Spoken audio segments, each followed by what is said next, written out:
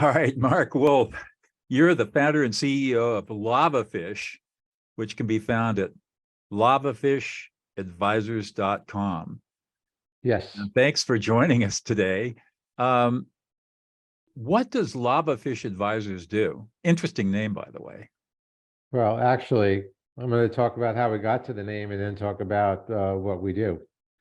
So I have a couple of decades experience in my prior career working in market research, strategy, innovation, new product development, and conflict resolution, mediation, stuff like that.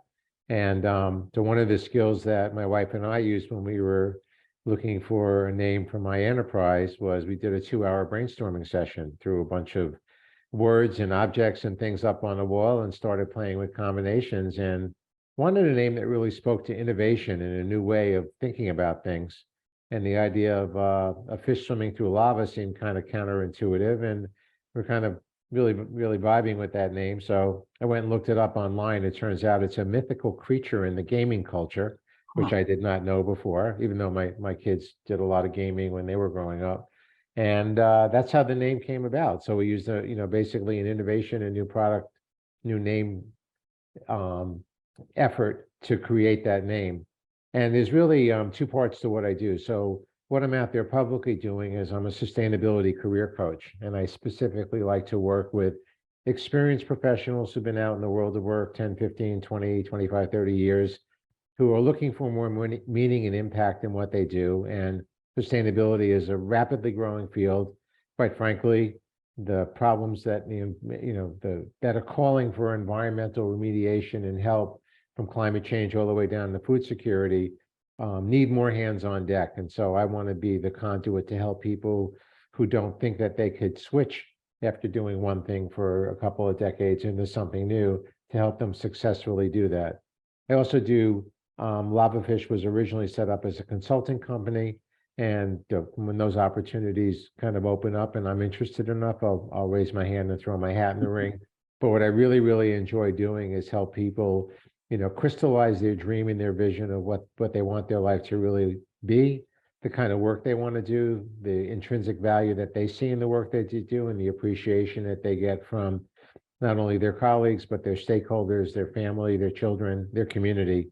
And that's why I'm the sustainability career coach. And you're pretty excited about it, I can tell. I am. You get really thrilled by it. So if somebody wanted to go into sustainability and they're coming from another discipline, let's say, is there training they have to go through to learn how to be, for example, be a sustainability executive? So I think that's a great question. And, there is 2 schools of thought. One school of thought is you need to go get a degree or get a certificate. And a lot of people go that route and actually experience frustration, much like I did when I came out of grad school 10 years ago with a newly minted master's degree in sustainability management. Because at the level that they're trying to apply for jobs, it just wasn't working that well. I mean, it's like somebody who's got a couple of years of experience or fresh out of college or graduate school has a much better shot at getting a certificate or training and then going in at a more entry level, lower level set of responsibilities. Where the other school of thought is that, and some major companies and state governments are moving this way, is they're actually de-emphasizing the 4-year college degree or the master's degree as a job requirement, and they're actually looking at soft skills, because those are the things that make things sing.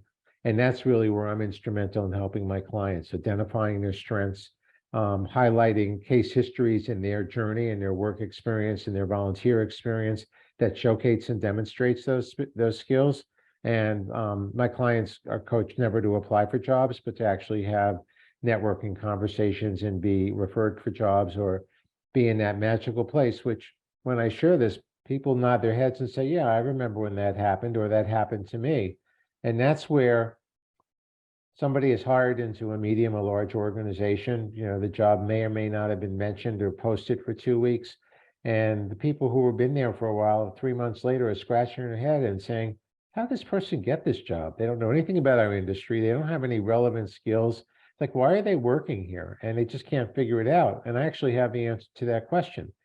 That person however it was that they got in front of the hiring manager who had a business problem or a business process to solve, whether it was through a relative or a friend of the CEO or somebody in another department or somebody from a college that that person went to, is sitting in a conversation, and that person's been trying to solve a business problem or issue for 12, 15, 18, 24 months. And all of a sudden they realize the person they're talking to can solve that problem. And because they're at a senior enough level where they can move budget around, they create a position, they get it approved by HR. Maybe it gets posted for 2 weeks because there's a requirement to look for internal candidates, but the job is locked and they already have somebody that essentially co-created their own position.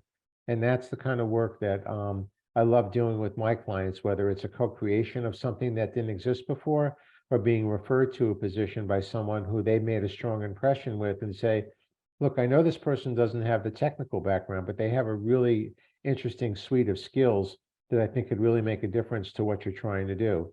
And that's how they ended up getting hired in, not at a lower salary and a lower level, but either a lateral move or sometimes even with a greater area of responsibility than where they're coming from. You know, what you say is so true. As a professional mediator, you know, some people ask me, do I need subject matter expertise in the disputes that I mediate? I'm doing a very complex case right now involving undersea cables. I don't know diddly squat about undersea cables. But that's not where the problem is. The problem is in the business relationships. Mhm. And that's what I'm really good at. And it sounds like it's the same thing in the kind of work that the people that you coach. They don't have to be subject matter experts. They just have to be good people. They just have to know how to look for business problems, solve business problems, and work well with people. Yeah, and I think that's a big part of it. The other part of it is, and this to me is kind of one of the hacks that I work with my clients on, is that if you're doing networking the way that I teach it and coach and support my clients to do it, you're actually getting educated throughout the conversations you're having. You're learning the language, you're learning it in the industry. I mean, you need to do some reading on your own, and there's certainly enough, free online webinars to get conversant and have some basic language skills.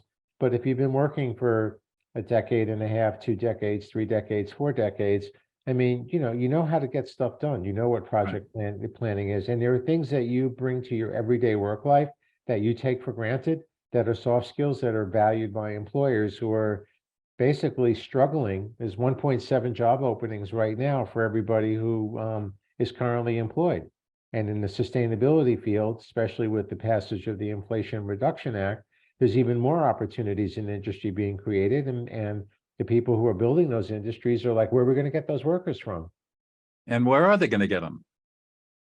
I mean, where are they going to come from? I don't know. I mean, I think, given the current political environment in the United States, it's a lot lower probability that it's going to be somebody from another country and more likely to be somebody who's already here and is looking to make a change and have more impact in what they're doing. So what is it that you enjoy most about what you do? Well, I think it's actually, I'm going to share a story because that's the one that actually got me to make this is my third career in this lifetime, my encore career. So my late father was a psychotherapist in New York City. And when I got married, I walked in off the street in the Diamond District, a pretty famous place, for people to buy and sell jewels, and went to go buy a ring. And my dad's like, no, you need to go to a guy. You need to be referred to somebody you can trust. So he introduced me to a former patient of his whom I established my own relationship with. And decades later, when my dad passed away, I let him know that his former therapist had passed away.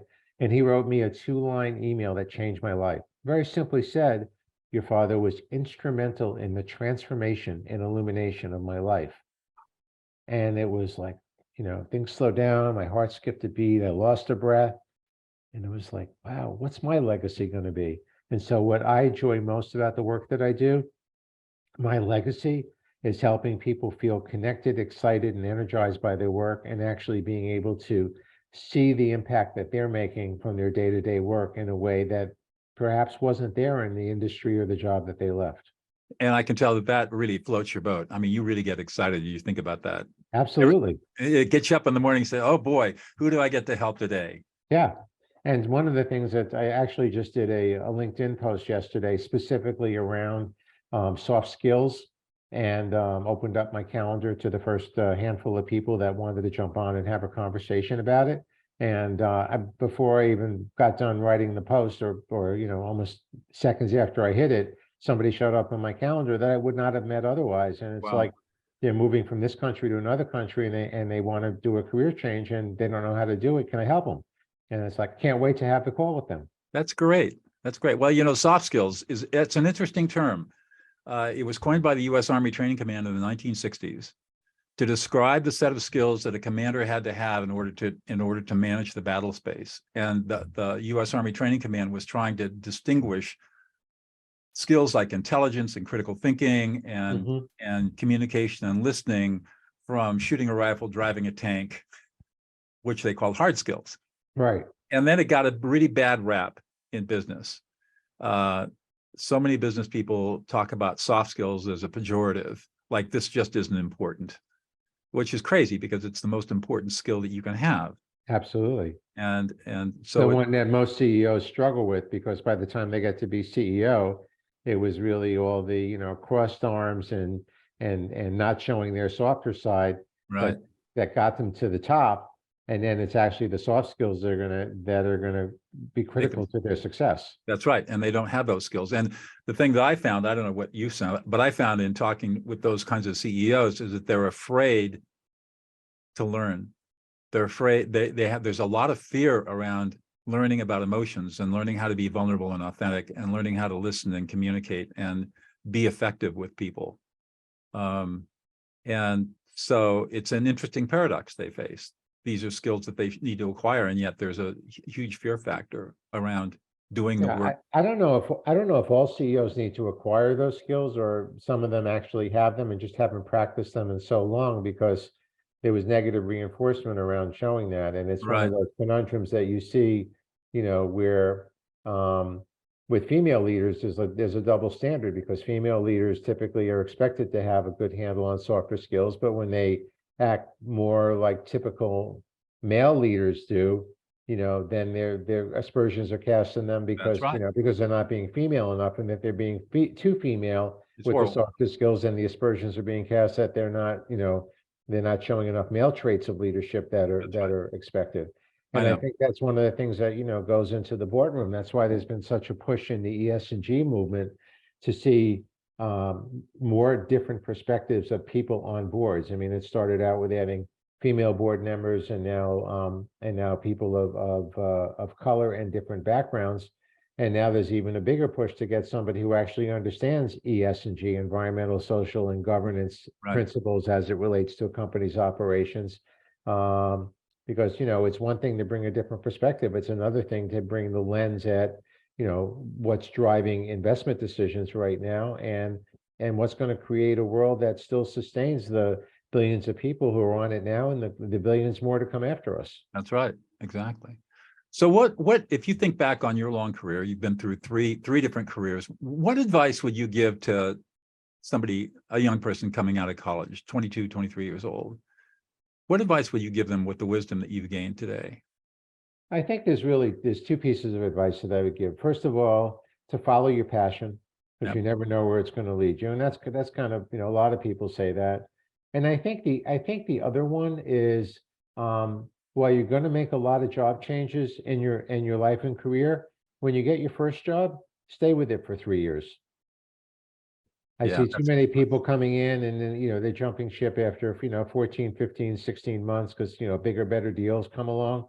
And, and that's fine in terms of, how expensive housing has become, and things that make life fun when you're just coming out of college. But in terms of professional development and how you're viewed, actually having a solid, 3-year run at your first employer gives you more leverage for the second one. And when you're, 10, 12 years down the line, your early years are not looked at askance. You're actually looked at as being a really solid contributor and someone that can be relied upon. There's actually trust that's communicated by the fact that you stay put for a couple of years. I like that. I would also say, I like the passion too. That's the advice that I give. And I also say, learn as much as you can. Oh yeah, that goes without saying. Sometimes the obvious needs to be stated. but learn as much as you can and find the very best leaders in your organization and get them to mentor you. Yeah, I think the other thing too, which really goes to something, an asset that I created, and it's really been a running theme through my whole life, is, get involved in a professional community and meet other people who are been around longer. So when I was first came out of college and I was working in the mental health profession and looking to become a social worker, I found pre-internet age 50 dues-paying members of the New York City chapter of the National Association of Social Workers who signed a nominating petition where I got to be the student representative on the board of that local chapter. And then in my second career in research and strategy, I was a subject matter expert, and I sat on a number of different led and sat on a number of different industry committees. And when I came out of graduate school in sustainability in New York City, which 10 years ago there was maybe 6 or 7 graduate programs, now there's dozens of programs available. And you look at the international, the national, the state, the city, the local borough, and the local block associations. There's sustainability work going on all throughout that chain, all with people working on everything from the Ford Foundation to the United Nations down to how do we put a bioswale down in a garbage-strewn corner where there's water that keeps backing up every time it rains, and there was no community for them. So I went out and I created one, and we're 8 years into the New York City chapter of the International Society of Sustainability Professionals, and in 2 weeks about to do our 63rd event. Went virtual after the pandemic, Right. but we're doing live events and create a mix of emerging and established professionals. Our speaker on March 15th is actually a woman who does a lot with talent mobility and is trying to bring a DE&I, diversity, equity, and inclusion perspective into an industry that is kind of long ignored. Like there's a model, the male's the breadwinner and the woman's responsible for bringing the kids along to whatever city or country their executive is being relocated to. And it's like, that's a model that doesn't exist that much anymore. Interesting. Well, let's turn the conversation to my favorite topic, which is listening. You, in your earlier career, that was your job. Tell us a little bit more about that. Well, my job is my life has always been about listening. Trained in psychology and social work, but working with individuals and groups, but really in the marketing and marketing research field, as the lead of groups that were responsible for that. I've hired people or personally moderated thousands of focus groups, in-depth interviews. I've done surveys with people that amount to probably in the hundreds of thousands in terms of interviews. And it's always been looking to bring the outside perspective into an organization. And the biggest thing that I did was to get people to take off the blinders at how they looked at life and try to consider other perspectives. Try to give new products the opportunity to really flourish rather than have the deck stacked against them in terms of failing. And one of the things that I do in my coaching practice is I use an 80-20 rule when people are having networking conversations, which is when you're meeting with somebody for the first time or for the 5th time, you should be listening and 80% of the time and speaking no more than 20% of the time, because you won't find the opportunities if you don't shut up and listen. That's right. And most people are trying to impress with what they do. And one of the things I use as a learning lesson, because I've had to learn this lesson myself, is there was a point in my journey where one form of a resume that was being used was called the bio narrative, where you wrote a first-person story that really integrated all of where you've worked and what you've accomplished into a story. And I share that with people, and I say, okay, here was my bio narrative from before I became, a coach. So what is it that you think that I did? And the guesses are all over the maps because I had everything and the kitchen sink in there, and I didn't stand for one thing. So, talk about the, doctor taking his own medicine. It's like what I stand for in terms of my outside persona is I am the sustainability career coach, and I offer individual and group coaching services to help people realize their dreams. Is that the only thing I do? Hell no. In the business that I run with my wife, I'm, the chief information officer, the chief financial officer. I pushed more pixels around and got the digital masters that nobody gave me a degree for, but in terms of creating the assets that allow us to run our businesses, troubleshooting all that stuff, making sure we're invested in the right places, as well as, the financial management and Also being able to do strategy work, supporting my wife who supports female entrepreneurs and having her support me in the work that I do. So we're expanding our impact.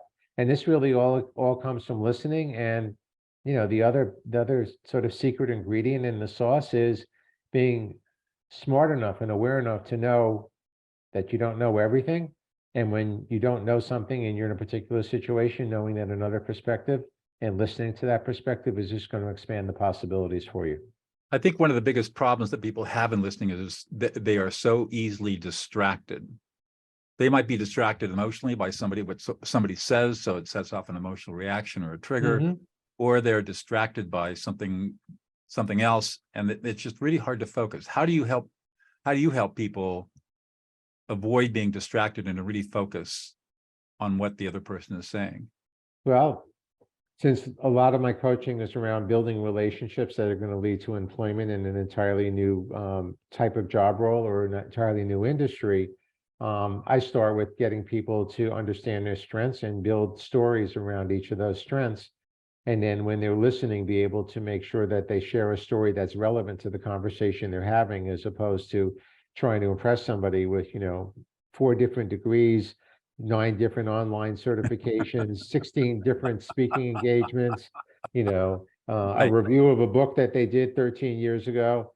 It's more, there's a wonderful scene from an old movie called City Slickers, where they ask a character, what's your secret to life? And the guy holds up one finger, kind of a crook finger. Jack Palance was the actor who played opposite Billy Crystal and Daniel Stern. I remember And the he movie. basically said, they said, what's the one finger stand for? And it's like, one thing, be known and be excellent at one thing. So I think in terms of listening, when you're communicating, if you're clear about what's the one thing you want to be known for and understood for in that conversation, no matter what the emotional triggers are or all the other side rails that a conversation can go, you're keeping a really clear picture about what you want to have the impression and the image of you, the brand of you, created at the end of a conversation. People will remember more about who you are if they feel validated by you and listen to you than they will ever remember by your accomplishment. Exactly. Exactly. I mean, there's an old bon mot going around about, somebody having a conversation related to professional stuff where the person they're talking to that they wanted to network with and look for an opportunity talked pretty much, nonstop for 45 minutes, maybe even close to an hour.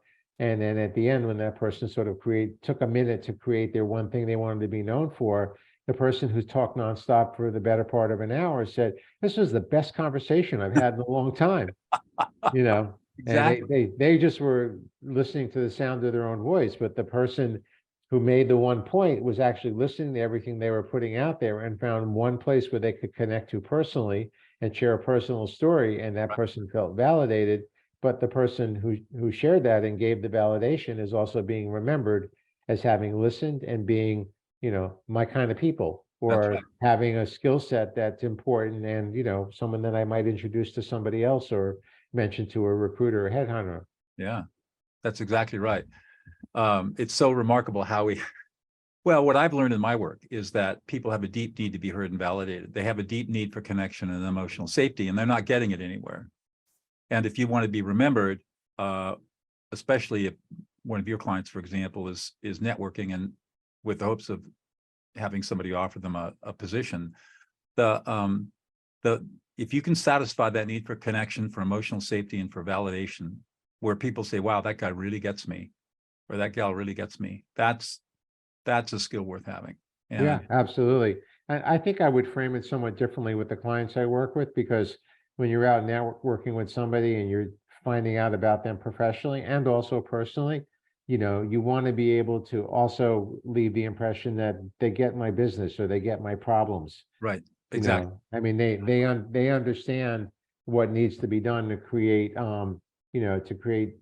step change in an organization, either from a cultural point of view or from a process point of view, Right. or even bringing in entirely new ways of doing business that are scary to the organization, because everyone's really resistant to change at the end of the day. People Right. talk about embracing change, you know, It's The a, people I respect the most are firefighters because they've actually overcome their natural aversion to fire and they run toward flames when everyone Right. else runs away. that's right. That's exactly You know, right. the vast majority of people don't really embrace change. It comes about slowly and because there's trust that's built between an organization and an individual.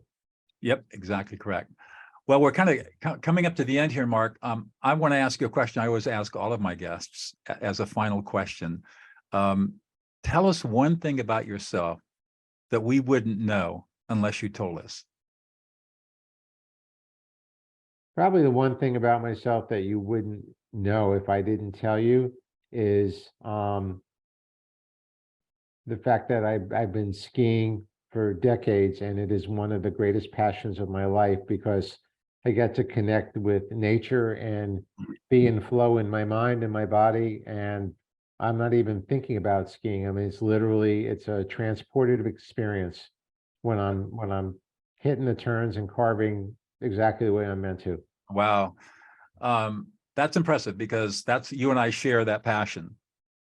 And I haven't been able to go skiing for the last 10 days because we've got 50 feet of snow in the mountains. Yeah, well, I haven't, I mean, I just finally got some runs in January after not skiing for 3 years because of the pandemic. And I know. there was a point at which I was going to go and I made the last minute decision not to. And then 2 weeks later, I read how 85 employees at that particular resort all tested positive for COVID early on in the pandemic. And it was like, and they have a gondola, which is the way to get up to the top of the mountain. And Yeah.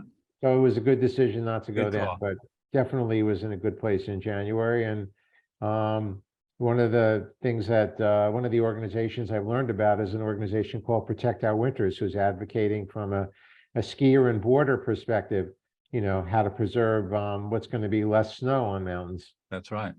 So if people want to get in touch with you, how do they find you? I think the easiest way to find me is www.sustainabilitycareercoach.com. Okay, well, that's easy enough.